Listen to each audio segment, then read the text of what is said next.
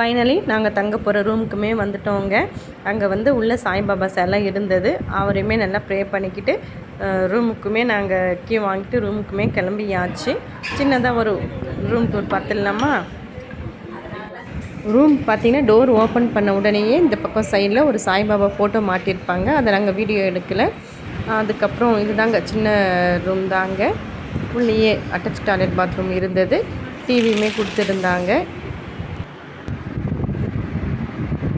அதுக்கப்புறம் நாங்கள் ரெஃப்ரெஷ் ஆகிட்டு டிஃபன் சாப்பிட்டுட்டு நாங்கள் வந்து சாயை பார்க்க கிளம்பியாச்சுங்க. நம்ம இவ்வளோ நேரம் ட்ராவல் பண்ணி வந்ததுக்கான பலனை வந்து இப்போ தாங்க அடைய போகிறோம். ஆமாங்க, சாயை நாங்கள் தரிசனம் பண்ணியாச்சு. சாயை தரிசனம் முடிச்சுட்டு வெளியே வந்து சாவடியும் துவாரகமாயுமே வீடியோ எடுத்தோம். இது தாங்க துவாரகமாயி. ரஷ் நிறையவே இருந்தது. ஏன்னா தேர்ஸ்டே இல்லையா, அதனால் ரஷ் அதிகமாகவே இருந்தது.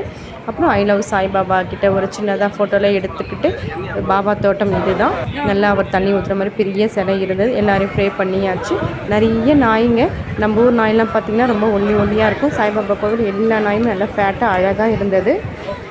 ஓகே ஃப்ரெண்ட்ஸ், அடுத்து சாவடி வீடியோ நம்ம பார்க்கலாம்.